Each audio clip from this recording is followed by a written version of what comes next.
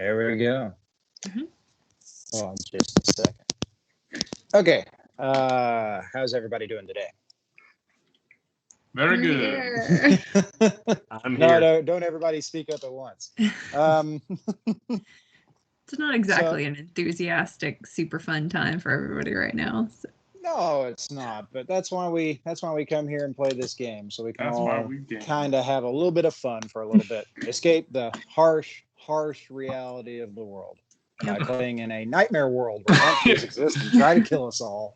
Because it's not so bad in the real world, right? Yeah, we have agency in the game that we play. Womp womp. So in terms of plot, it has been like I was talking to you guys off the recording. It's been about a couple of months. The last game ended around just the beginning of January, just before school was about to let in. It's about mid-March. There's rumblings of a disease going around, but that's not going to matter.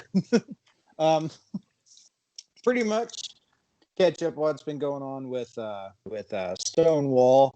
The house burned down, but it was basically just it was as was expected. Most of the cops were just like, we'll do a slight investigation. Nothing really turned up. It was just ruled that maybe some kids just fucking around and it got out of hand. Nothing was really pressed. Nothing of value was lost. Fire marshal was pretty drunk when he inspected, so he just kind of kicked some things around. Oh yeah, pretty much. We'll say that there was more pressure from up above. Just like no one fucking cares. Just check boxes. Jacob Adams has you haven't heard from him in a little bit. He's kind of off doing his own thing. Not that he's avoiding you, but legal stuff's kind of got him tied up. What's been going on at O'Neill's Hardware since the incident with the Bechalou? Well, for the most part, on the outside of the store, it seems like things are pretty normal. But Jib has been trying to read more. Some text, maybe visit Peter and whatnot, and see if he can get some more sort of information. But he's also stockpiling ammunition secretly. He's ordering a lot, but not putting it all on the shelves. So he's begun to kind of hoard some makings of a prepper's dungeon or prepper's bunker, if you will. So ammunition, maybe some bear traps. That's two very different things. Well, see, notice I said dungeon first and then corrected with a bunker. Okay, all right. Y'all want to come to my prepper dungeon? This is the main table. That's where we play. So on my end, it said connection lost, but I hope it kept that. I hope it kept that for the recording. I'm not going to ask you to go over it though. And Beryl, what's happening? What's happening in your? Oh, a moment. Oh, I hate the internet connection. I'll say this. Considering the whole COVID. It's on Sam's end. Three of us are in a storm right now, so. Oh, that's right. It is raining outside, and also this whole COVID-19 thing has really thrown late night internet out of whack everywhere. Yeah, because everybody's online. I think we can back Sam. Okay, fair enough. Am I back? Yeah. I never left y'all, or you never left me, rather. Okay.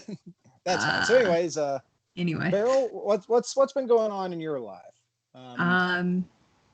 Work is probably picked up a little bit just because when it's sort of on holiday, it's not as busy, right? All the kids sort of go home and semester's kind of kicked back in.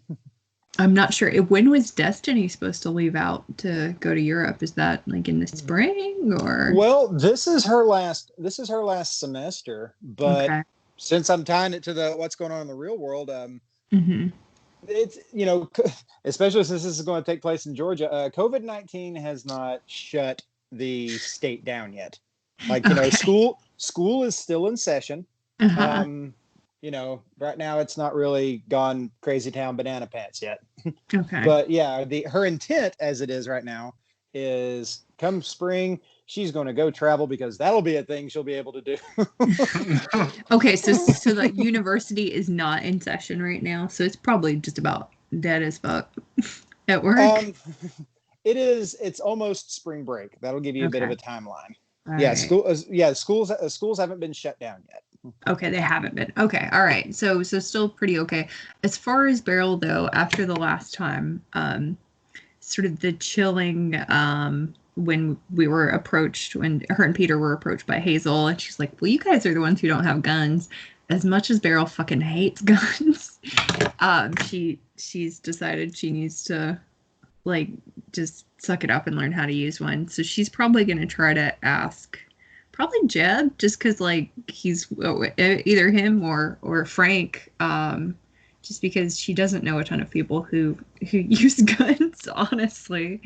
I mean, she had some friends back home in Jefferson County, but she doesn't really talk to any of them anymore. So I like think that Jed's like, yeah, well, you come over, we'll shoot guns, you stay for supper, my mom cooks a mean pot roast, it'll be a good time. I mean, if it's not an imposition, sure. That sounds great. It's the prepper dungeon I'm building. Oh, no. It's beneath the garage. Yeah. Yeah, Frank gets a kick out of that. He always uses an excuse to bring a couple of 6-packs over so we can have some target practice. But it's obviously so we can have a little bit of drink. Drink and shoot guns. Yeah, great. The only way. What more Georgia thing afternoon could you possibly have? Seriously. On Sunday too, after church. It's the Lord's Day. So, Peter, what's going on with Peter's life? Well, Peter's, of course, always concerned about the museum. And after the Bechelou incident, he had a good, week and a half-ish, 2-week bump of, some tourism coming in and people trying to kind of find something to do to keep the kids distracted before Christmas and all, properly happen and all that. And he made a little money. His werewolf exhibit was, people didn't completely blow it off. They'd read the things he made and the little, Werewolf Busters thing made people laugh, and he got a couple of T-shirt sales out of that. But so he had a good bit of business there, and his wild tale of his injury being caught and showing off that freaking cell phone photo to everyone that would look at it.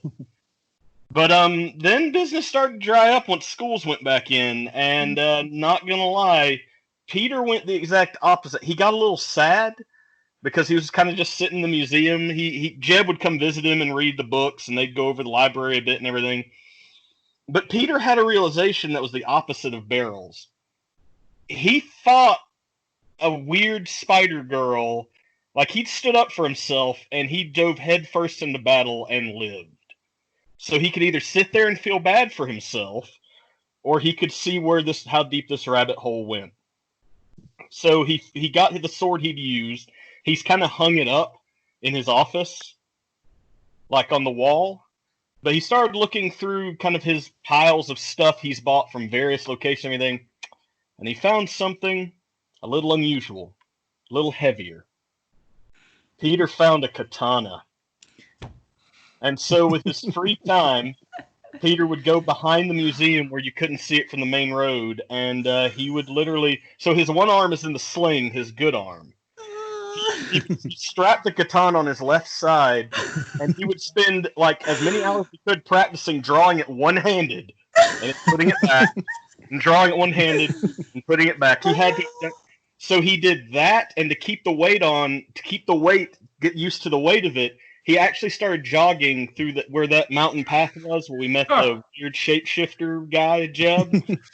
He started going on small hikes and jogs through the woods with the katana strapped on. So he could get used to the weight in various situations.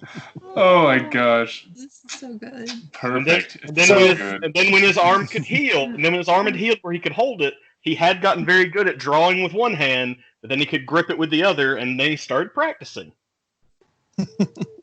He met a guy from Craigslist that was just 2 counties over that claimed he knew how to sword fight.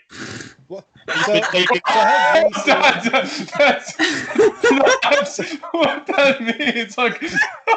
So the guy who trained you, how greasy was his ponytail? And to answer your last question, Peter, being a middle-aged gay man, he worked through the sexual ones and the non-sexual. Oh, that's right. That's right. He was wrong twice. It's like you show up and like you just have the sword and the dude doesn't have a sword and you just go, okay, you nod and then you just turn around and then walk your separate ways. You just, Yeah. all right. Yeah. The two wrong ones were awkward, but when he finally found, you know what? Let's just call him Lloyd. He found Lloyd, a guy who claimed he'd been trained in Europe and sword. That's awesome. Training together once a week ever since. Oh wow, that is Beautiful. That is perfect. Beautiful, Peter. That is a great tale. I love that. Well, so today we find ourselves in a situation where, pretty much all four of you guys, freaking Peter, Jeb, Beryl, and Frank, they've all pretty much met at the Skunk Gate migration after closing hours. Obviously, you guys have, you've clearly prepared, just in the event that these kinds of things keep happening, which kind of says, you're in it, you're in it for, you're in for a penny, you're in for a pound kind of at this point. Thing is, like, not really a whole lot has been come you guys' way, kind of caught, no scent has, wafted by your nose. With the werewolves, you've still kind of kept a little bit in contact with them. They're kind of doing their own thing.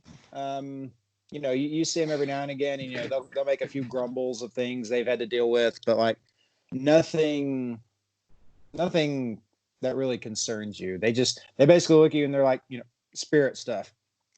No rat people, no spider people. So, you guys are pretty much, you guys are, you're pretty much gathered at the Skunk Gate migration. Frank, he's kind of off, kind of looking at the werewolf busters kind of thing. He's kind of noticing that, he's appreciating the finer details, like the fact that you kind of crafted a proton pack out of vacuum cleaners. And pretty much that's pretty much what's happening. However, you guys kind of do that a couple of days, come up, hey, anything kind of happen. When finally something does catch your eye, Peter, on this particular day, the reason you called everybody, you recently got a letter. Dear sir, I'm a pterodactyl. Yes. You've been slandering our name. Pretty much, you found it slipped underneath your door of the Skunk Gate migration. Basically, pretty much pointing you in the direction of the trail that you've been running lately, over at Boxcar Ridge. Pretty much saying, I think there's something worth looking at on, basically the weekend that you guys are about to enter. It's just like a couple of days later, and you're pretty much just gathering everybody there. And Frank, he's kind of looking at the werewolf busters, and he's kind of looking, and he's like, "Well, Peter, what do you kind of, you called us here? What do you think it could possibly be?" Well, I mean, I've not given up on the pterodactyl. That was in that area too, and I mean, that's not been cited again, but it could be that. And we can't give up on my ghost skunk ape. Y'all remember that when I saw that, and you all believe me about that. I still do, Peter. Definitely. I still believe you. But to be fair, sorry, Frank. Oh yeah, he's like, I don't really know what to think on that, Pete. I know. Here's the thing, man. If you'd have asked me like this time last year, I would have said you were crazy. But let's see, we've seen ghosts, we've seen bug people, we've seen rat people, werewolves. I mean, it's right there. How could you not got that in focus? Well, but Frank, you just highlighted why I can only really speculate so far.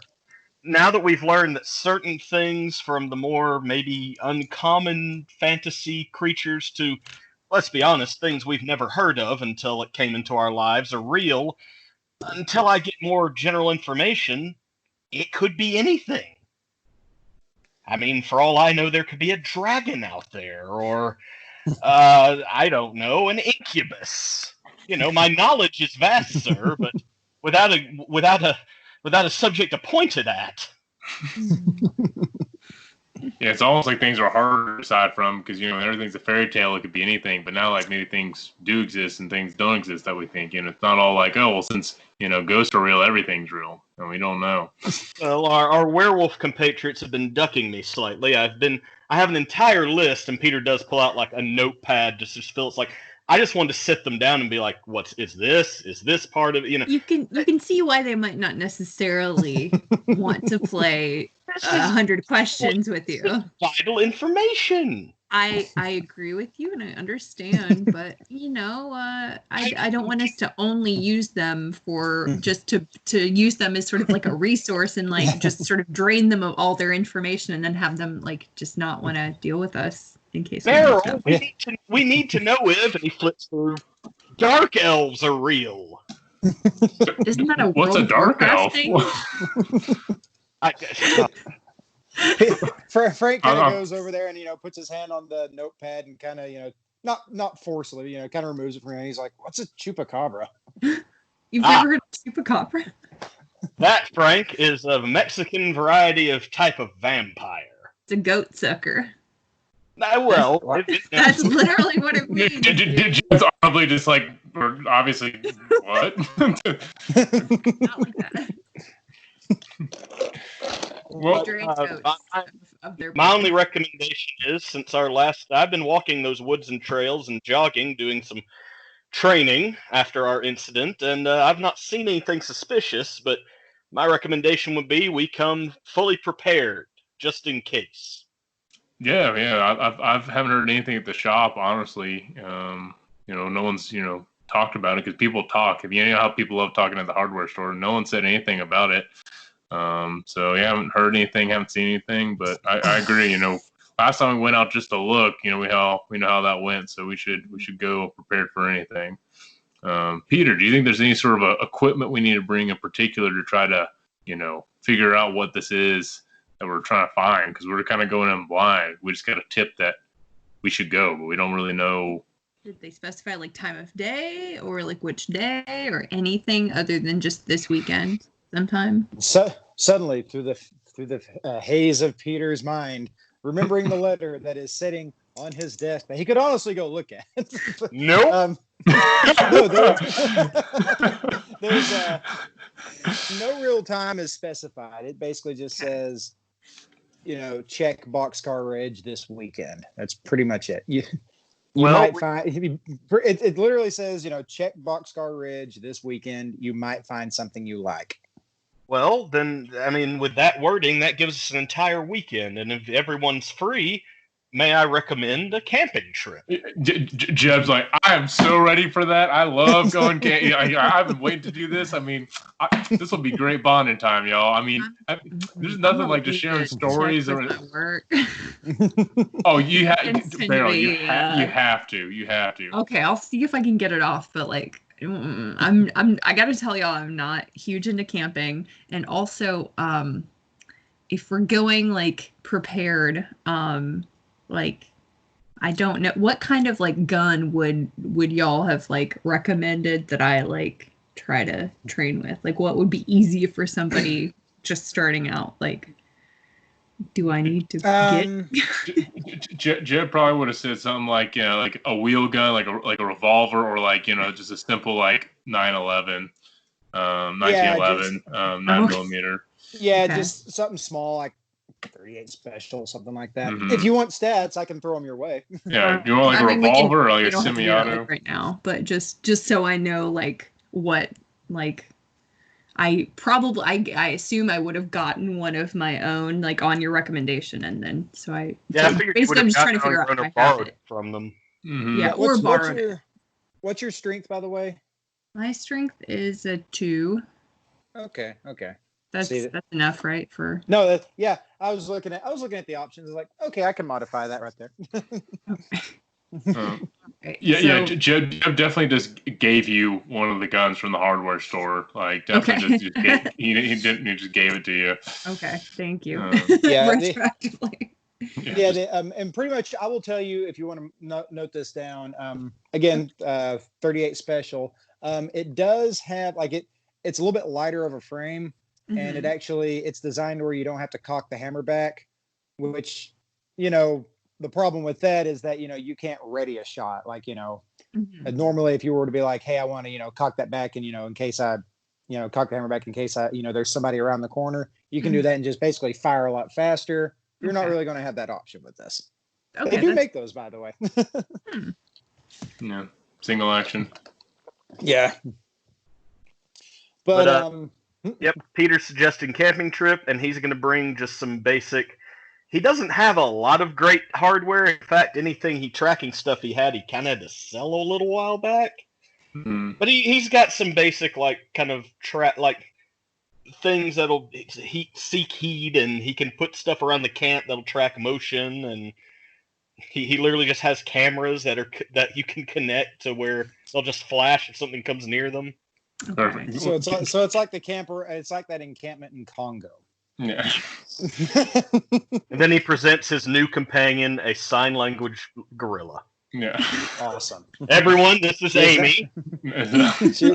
She is now the best character. She's smoking a cigarette.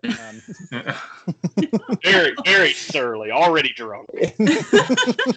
Oh gosh. Oh Lord. Well, Peter, if you bring all that, I'll take care of all the camping equipment. I got enough stuff for all y'all. I'll take care of everything. Okay. Fair enough. Okay. Frank, will you be joining us in this endeavor? He's like, yeah. I think the great outdoors could do me some good, and yeah. Granted, we're out there on business, but I mean, I cooked some pretty good burgers by the campfire. Sounds good. We got a chef. Then I guess we'll head out Friday, because by this letter, I don't know if the writer considers Friday part of the weekend, or we're going to have to make a lot of guesses here, guys. We should really clarify that as a society, really. I mean, it's always confusing, but that's another thing. Well, Jeff, we can have this conversation, and then it just fades. Yeah. It opens back up. You guys are at Boxcar Ridge. Pretty much, you pretty much set up. We were just in the museum. Holy cow! You've set camp. Nothing, too crazy. No. Jeb literally brought ground pads and sleeping bags, and no tents, nothing else. Like he brought like a grill, like you put over the fire, and that's it. Just pads and sleeping bag, nothing else. No tents. Does it rain? Yeah, to which I was actually going to say, Frank, knowing the exact kind of person his son is, he brought a tent that him and Jeb can double up in. Dad, that just takes all the fun out of it. Don't you like looking at the stars, cowboy camping? Cowboy camping. He goes, I'm 58 years old. I got nothing to prove. Jeb, since you were in charge of bringing all the camping supplies, did you happen to bring Beryl or I a tent? Well, no. You don't need one. Apparently we're cowboying it here, bud.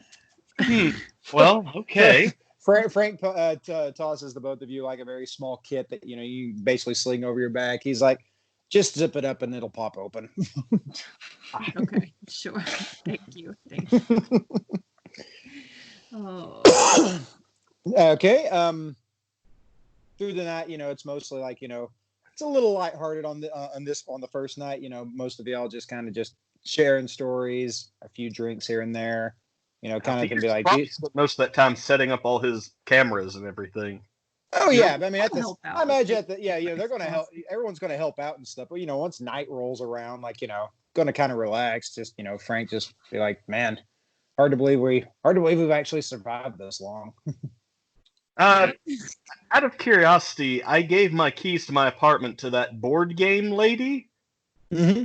and she's taking care of Bast. Was that a good move? I couldn't really find someone quickly. It's funny because I actually told her to just watch my apartment too. She's actually the only person besides my dad's got a spare key.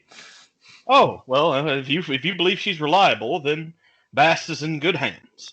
I think she's a pretty reliable lady after what she went through. So there's some bonding. You having a thunderstorm over at your house there, Storyteller? Probably. Just weird lighting. Yeah, there's a lot of rain over here. But yeah. To which Frank, he starts going like, we never did find, what was that other one, the that wolf spirit, scavenger wolf. Yeah. Oh, okay. Oh, I know real quick. Sorry to break it. It's Courage. It's Courage, the cowardly dog that's causing the flashing lights. That would do it. There's a thunderstorm on Courage. Oh. Anyways, he's like, yeah. I have one of the skin suits. It's in the museum. Did you still have that, Peter? Yes, fully dried out. I plan to make an exhibit out of it. Oh boy. I feel like that's going to end poorly. Are you going to stretch it over a mannequin or something? It's macabre, but it's still something I can make an exhibit out of. And speaking of that, it's dried out, but it hasn't shown any sign of decay or anything. That's concerning. Yeah. Don't like this. Peter's not concerned at all because he knows nothing of leather crafting. He just thinks it just thinks it's neat. I think that's how all hides are. They look normal when they dry out like that. Yeah, in which Frank, he goes, I talked to that one. I've seen him every now and again over at over around town. That Clancy guy, and he's just as confused as I am on that about Scavenger Wolf. They haven't really heard much of anything. It's they know they know he had a hand in it. We got his calling card, but we don't got him. And there haven't been any reportings of deaths in the area or anything. Yeah, I'm sure he'll rear his head, but I feel like it'll be on the spirit side before he does it on our side. Well, I had to guess. Maybe like any good scavenger, he's got an idea of how things might be leaning, and he decided getting out was the best idea. Let's hope that was some stake it out too. Let's just hope he wasn't working for anything bigger. That had not occurred to me until just now. And at this point, I'll remind you that could be literally anything. That's true. God. Like chupacabras, goat suckers. I have a book you need to read, Frank, on that. I'll send it to you when we get back. You seem oddly fascinated.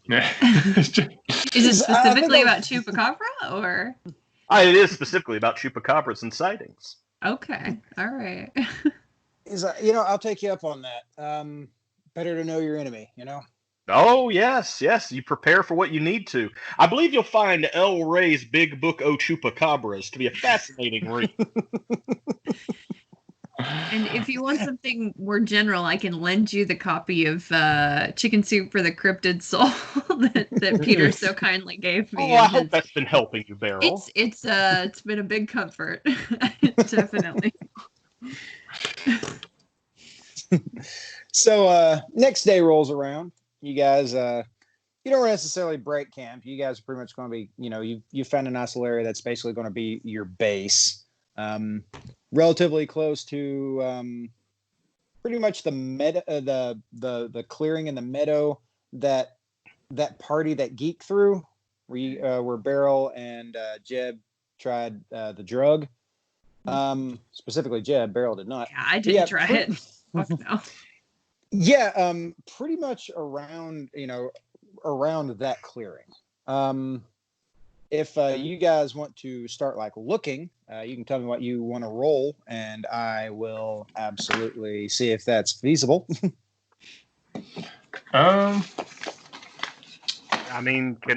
Should we roll investigation? Honestly, you guys can roll whatever you think might necessarily work. If you want to roll investigation, you can, Peter. If other people want to roll anything really, survival, freaking animal kin would kind of work with this. Since you are kind of looking for animal sign and such. medicine, occult, just whatever you. This is basically my way of saying roll whatever the fuck you want to roll. I mean, as long as you can justify it. I think I'm going to go through my kind of mental checklist of going through the cryptids I know and roll my occult. Okay. Does wits? Is that going to be? Well, you are going to have to. You are going to have to pick an attribute and a. Yeah, you're going to have to pick. I'm trying to figure out like if. Well, I mean, if I've got to go with that, if I'm going to go with that, then I want to go with occult and intelligence because that would be my knowledge of the occult with my understanding of the occult. Yeah.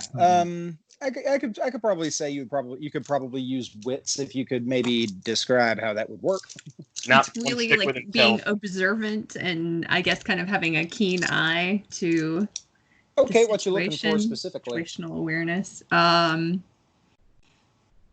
guess any like animal type tracks. I don't really know. Beryl doesn't know what the fuck she's looking for.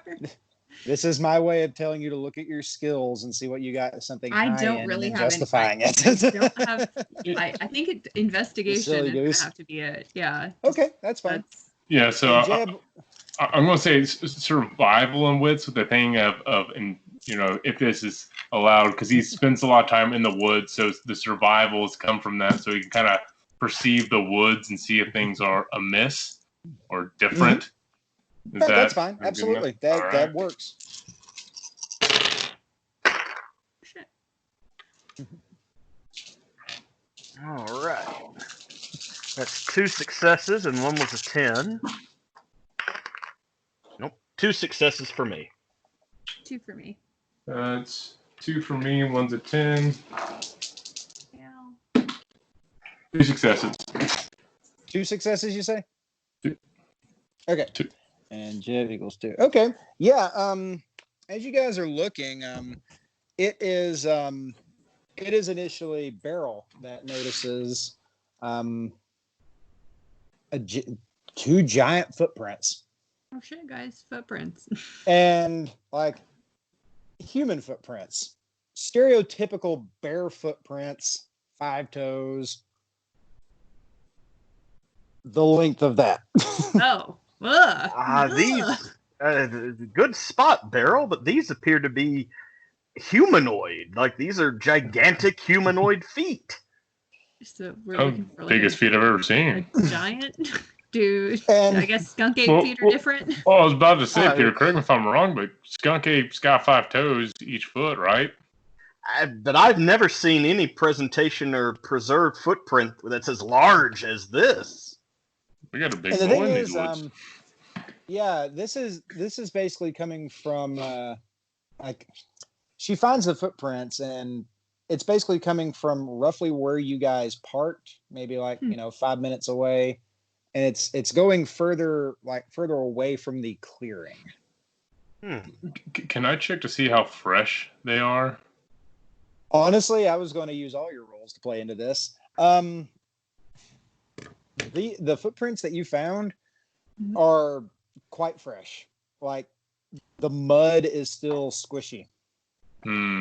Which means, I mean, it could have been an hour ago before you guys all kind of started waking up. And we're going to say you guys are, you woke up at dawn. So 7:30, 8 o'clock, something like that.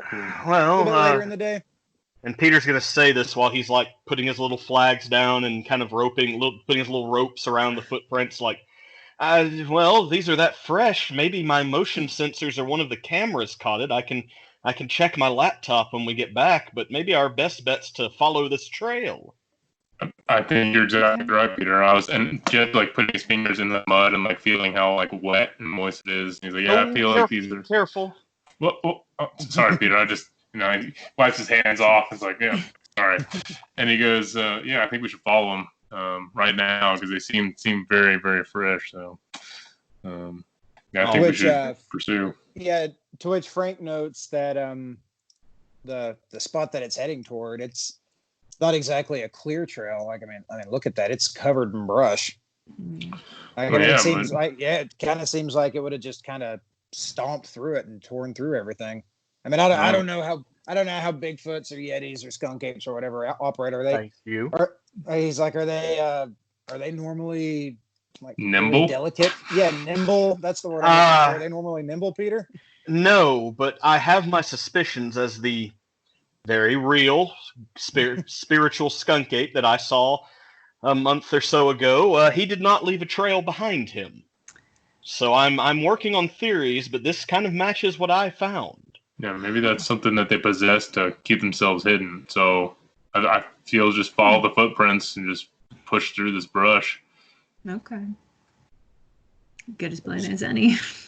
Yeah, good a plan as any. So yeah, you guys, you're pushing through, and yeah, it's almost as if like, I mean, you keep finding footprints, and it doesn't really make sense. Like something that big would have to know the woods on an intimate level to not like like you don't find like any fur or anything. You don't find like any snags on like trees. You don't find any broken branches. And it just keeps going deeper and deeper into it. Like, and it's not like super thick brush. I mean, you guys have wandered around the North Georgia mountains in fairly kind of thick brush. Like, and it's a bunch of fallen trees and stuff. That's pretty much it. But like, yeah, just very clear footprints. The only thing that you know, somebody's getting called. The only change of that you do find is that's fine.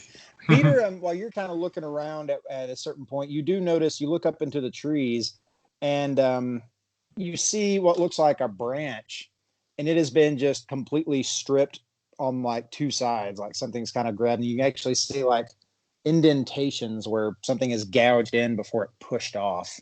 Peter tries to take as good a picture of that as he can. That's not like anything I've ever seen before. No, this whatever it is might have the ability to get into the treetops. So it means that we need some of us looking at the ground, some looking up, and because any time I'd have left the dirt and started tree hopping. To which Frank goes, I mean, crazy as it sounds, I mean, I could climb up there. I climb trees pretty often when I'm hunting. Got to set up a tree stand and everything. I could get up there and kind of scout around if you want. Yeah, Dad, if you want to. Don't fall and break a hip, please. If you feel up to it, sir. Yeah, don't be like Uncle Earl, after he fell out of that stand. I mean, he never was quite the same. he's like, son, your uncle Earl is kind of a fat ass. I'm a little bit more nimble than that. True. He says as he rolls. Falls 2 feet. So he rolls what? His hip. He rolls a success. He manages to get up. They said no successes. I was like, God damn it. One leg goes up and he just falls over like a turtle. Oh, hell. Like a narcoleptic goat. So he I mean, he's not exactly the fastest in climbing the trees, but I mean, it's clearly not his first time doing it. He knows exactly which branches to pick. Eventually gets up there and he's looking around and he goes, this is kind of interesting. And you see him kind of like pull out a pocket knife and he starts like chipping some stuff away on it and putting it in his hand. And he goes, he climbs all the way back down. And when he gets down, he holds open his hand and looks like scales. What the fuck? Like light green scales. Is this some sort of creature from the Black Lagoon? I don't know of any reptilian anything in folklore and otherwise that has humanoid feet and is scaly. I was like, that's just strange. I've never seen anything like that. There are lizard men. The Japanese have kappas. There's a kappa. It's it drowned people, in layman's terms. But there are like cucumbers. Yeah, cucumber rolls, kappa rolls. Well, Beryl, you seem well versed in this. Might be somewhat of a weeb. Cucumber roll. What are you rolling in a cucumber? Never mind. Nothing. There's precedent for lizard humanoids. But yes, this is very strange. As I know it, there aren't any prominent water sources near here. well, bear with me. I'm spitballing. You all obviously seem to know a little bit more. What if we got two things, and the lizard thing's in the trees, and we got a skunk ape type thing on the bottom? Frank walking, goes. they're chasing each other. Yeah, Frank goes. I mean, that seems as likely as any because the skunk, we'll call it a skunk ape. Its trail, it's still going. That's that's on that branch, and he starts kind of looking around in the sky, and he goes, pretty much straight ahead, same direction. Yeah, and you guys look ahead, and yeah, another branch looks like it's kind of stripped, like pretty much whatever's in the trees just kind of grabbed on that end and maybe pushed off from there. Well, we'll just have to keep an eye on both. But Frank, and Peter holds out like a little plastic bag. He's like, if you don't mind. He's like, oh yeah, sure. He sprinkles them in there. Oh, thank you. He goes, so Peter, do the skunk apes normally keep pets? They've only really been spotted with their own kind, in general. But if something may be hunting it, or we may have something else completely in this area. Well, I'm on the edge of my seat. Let's skedaddle. I'm serious. This is keep going. Exciting. Jeb's very into this now. Yay. Okay, yeah. So you guys, you're pushing forward a little bit further. One moment. Suddenly, goblins attack. Oh no! Yes. Roll for initiative. Cue Lord of the Rings music. Come out of the forest. Saying looks like meat's back on the menu, boys. Jeb, roll wits and composure. -2. All right.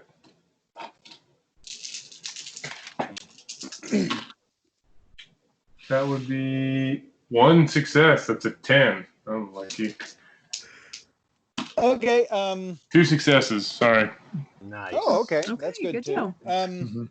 As you guys are stepping through, you almost like you see your foot kind of go down, and something kind of catches your eye just as you're stepping down, and there's a snake curled up at your feet.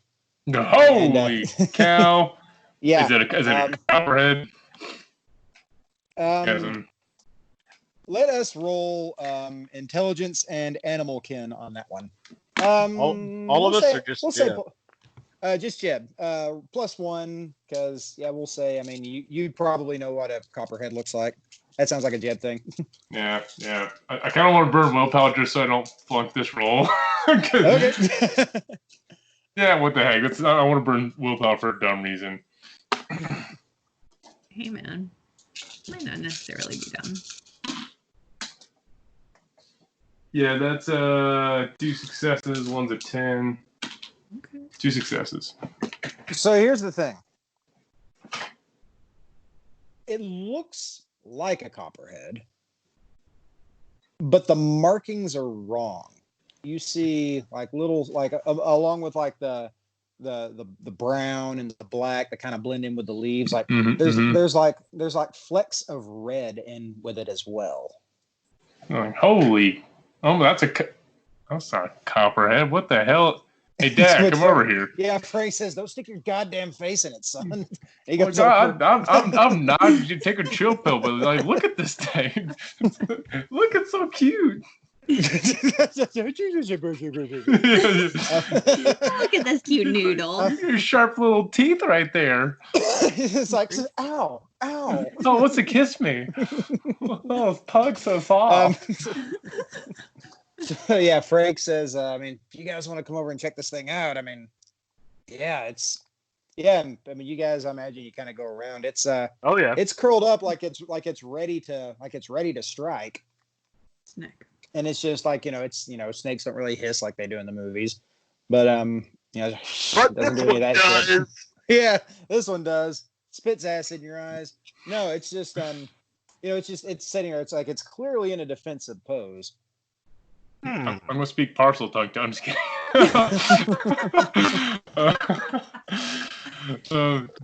Peter, why are you trying to get a parcel picture? tongue, and it just says, if the snake just says "K." ¿Por qué? Peter, why don't you take a picture of this? I wanna get documentation of this weird coloration on it. Yep, already doing it. And Peter gets a good photo of kind of Is it with your clamshell or is it with your Polaroid? No, this is with his professional camera. Okay. So Jed's gonna go try to grab he wants to grab a stick so he can try to catch it. Yeah. Where'd so you the go moment put it? I just want to see it up close. So the moment you poke at it, it jumps like almost kind of straight up in the air.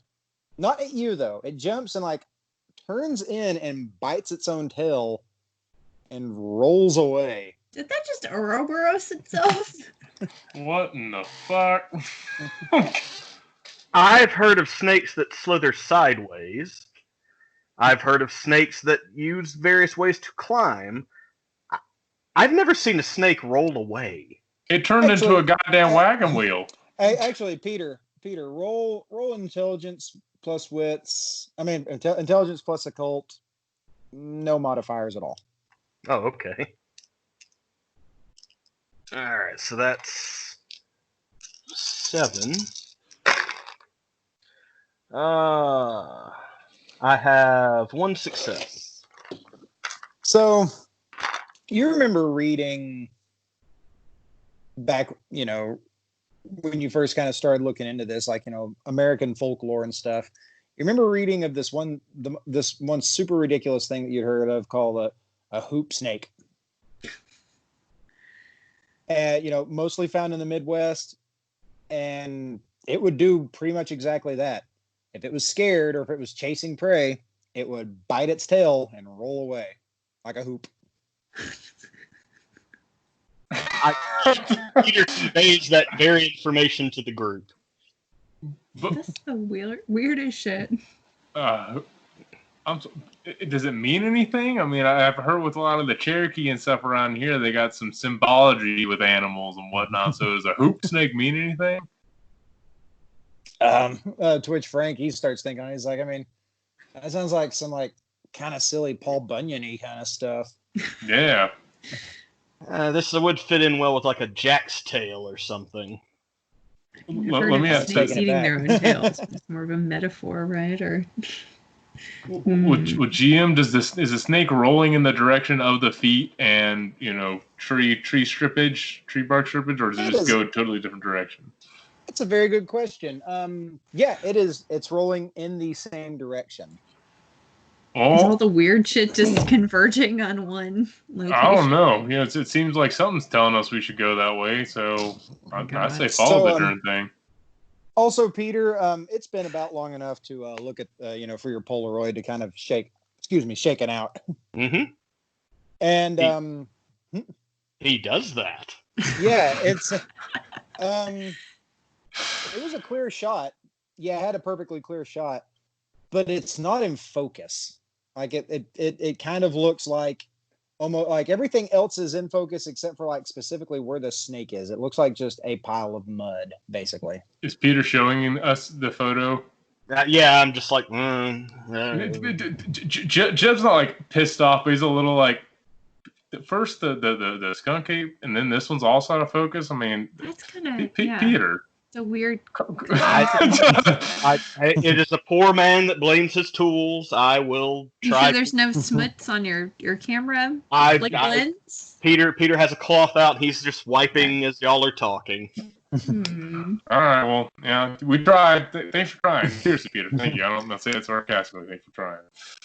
Frank goes, "Hey, Peter, you took the picture of your skunk ape with your cell phone, right?"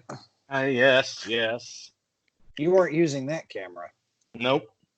Very different equipment, but maybe it's my shutterbug skills aren't up to par.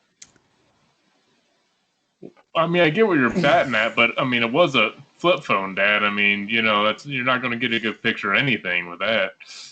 Oh yeah, but it's. I mean, the common denominator here is not the phone, but that it's some sort of mystical or some sort of I'm not mythological creature, right? Or anything, but I mean he took the picture. Remember, he took that picture of the deer man, and it came out clear.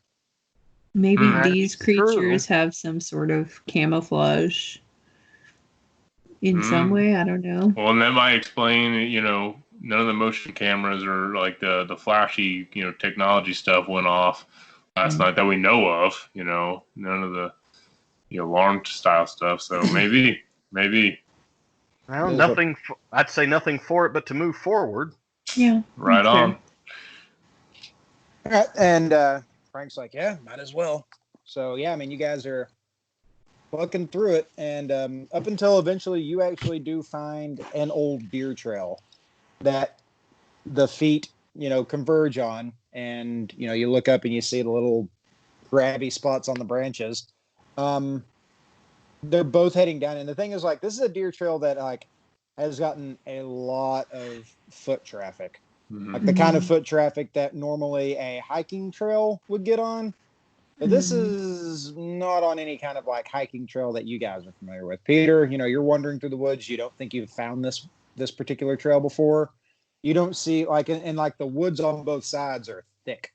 Yeah, it looks like a well-worn animal trail, like very narrow, kind of thing. Yeah. Okay. And suddenly, above you, you hear a screeching. And soaring right above you is what can only be described as a pterodactyl. Holy shit. It's not a monstrous pterodactyl. It's not one of those big giant motherfuckers you see in like old movies and stuff. This one is about, it's got a wingspan of about, we'll say about 10 feet. I mean, that's pretty big, but it's not a fucking kaiju. Yeah, body wise, from like, tip of its nose to its tail, it's maybe 4 feet. Peter's just trying to snap photos. I'll be damned. Oh, yeah, I really didn't think we were going to see this shit. This is you hear the majestic John Williams Jurassic Park music playing. No, John Hammond walks out from behind a tree. But you notice that it lands and for just a moment like on a tree branch and just kind of looks down at you and almost kind of like preens itself and then just kind of takes off and like basically just tearing a big chunk of the branch off with it, and pretty much the same way, and it's going down the trail. Holy shit! That's what the scales were from. I would say so. Peter takes out his journal and marks like that he has pterodactyl written on a list of things and just check. Jeb's going to start following it.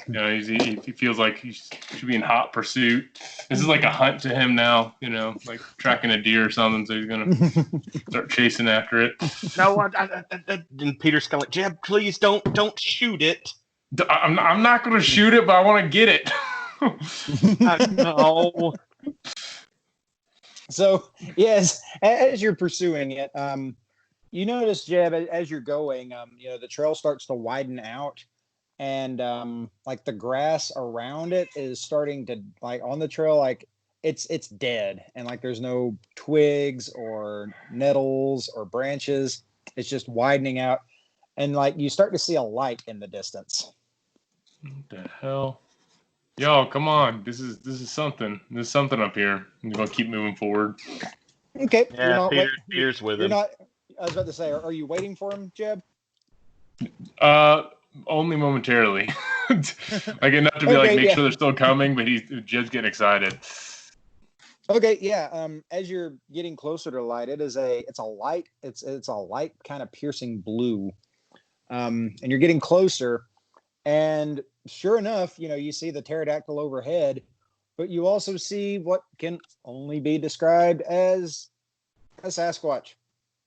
Big, in front of me? I'm pretty much standing in front of the light. Big, 12 foot tall, hairy, solidly built. But I mean, exactly what you would think of, like if you thought of like a Sasquatch. Skunk ape. Yeah. Now, honestly, Peter doesn't have time to correct his narrator or imagination. He's again camera up, and he's just kind of constantly whispering, just like Harry and the Henderson. I knew it. Yeah. The thing is, though, I mean, like, you see the pterodactyl, you see the snake, But they're not alone. You see 2 other skunk apes, and they're all kneeling in front of this thing that is like emitting light.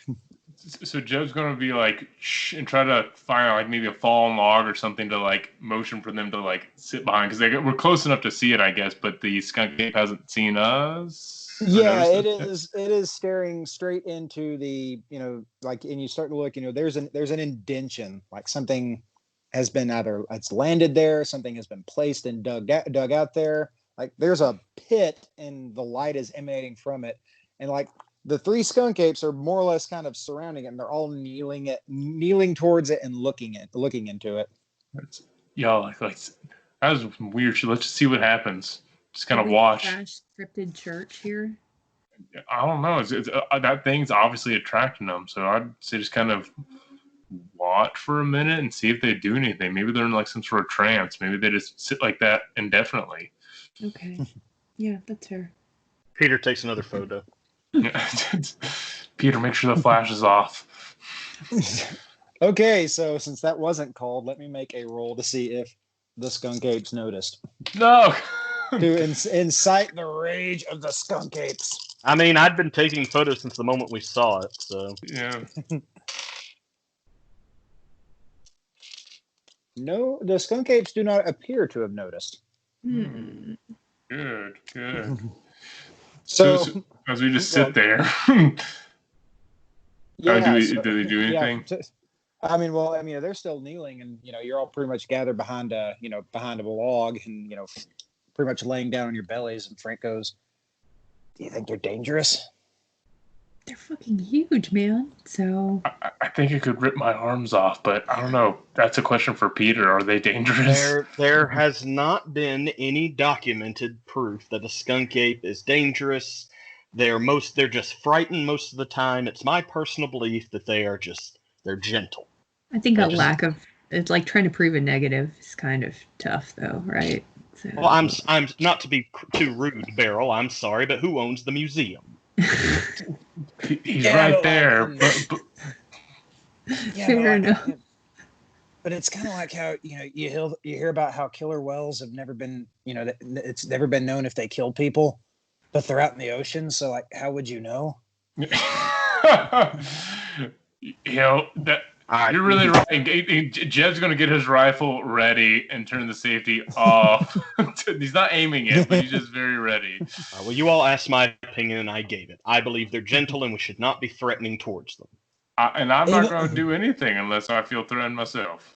I believe. Even then, yeah. In which case, Frank goes, even then, Peter, maybe keep your hand on your sword just in case. Trust but verify. Yeah, maybe the light's going to do something weird to him. And you guys haven't heard anything. You're all still kind of crouched. I'm assuming you're not. Necessarily looking like you're kind of like still behind the log, but you haven't peeked up. So, yeah, more or less. Somebody needs to look up, and it might as well be Peter. Okay, so Peter, when you look up, you see they're still kneeling, just staring into that hole, and then you see the one closest to you reach down and with a hand scoop something up out of off the ground and go into the hole. It's judging by the height of the skunk ape, you're going to say that the hole is maybe a good fit. It's deep enough to where you lose sight of the skunk ape. So that thing's about 10 to 11 feet tall, and eventually it comes back up, and then you look over on the other side. You see another skunk ape do the same thing, and then the third one. And then once they all kind of return back to where they stand, they all just turn around at the same time and walk off. And you see the pterodactyl. It flies back into the woods. The hoop snake grabs, bites its tail, rolls away, and then the light starts to die away. Holy shit. Let's wait one more second, give him enough time to walk away or move. Let's go see what the hell's in that hole. Well, while we're waiting one more second, I want to see if that photo came out or not. Yeah, please do. Okay. I'm curious. Yeah, it's the same. nothing's on your lens. You've cleaned it thoroughly, but every photo of any of the three creatures that you've been taking pictures of, there's always something just a little off about it.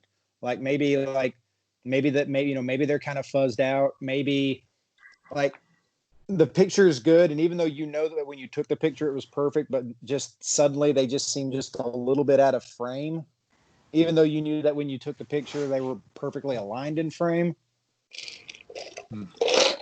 As in, even with the kneeling ones that your camera was focused exactly where they were, and maybe like a back foot is in there, like as if they were kneeling somewhere else entirely. But yeah, at no point have you taken a clear picture of these things. Well, Peter, I apologize for busting your chops earlier. This is clearly something beyond your skill set. This isn't something that you've done or not done. Well, we're all learning, but this is very disappointing. Yeah, I'm sure, buddy. Jim puts a hand on the shoulder, like, but let's go see what's in that hole. At least you saw it with your own eyes, right? So it's what I always got to see it with other people. Yeah. Okay, so when you go, you guys get up, you walk towards the hole, and the first thing you notice is that, it's completely wallowed out, and it's just a smooth cone, essentially. It's almost like just sudden. It's not like, there's like a gradual thing. Like almost like an ice cream scoop just scooped a chunk of the earth out. Okay. And when you get there, it's about 15 to 20 feet deep. And right at the center of it, though, is just a single computer monitor that it looks ancient, like early 90s IBM computer. And right next to it is a Bible and a candle and what looks like a child's toy, like an old Donald Duck toy. Holy shit, this was Curtain Church. This is. I'm guessing that light was from the monitor, like that, boot up screens. A second, we're going to stop recording there.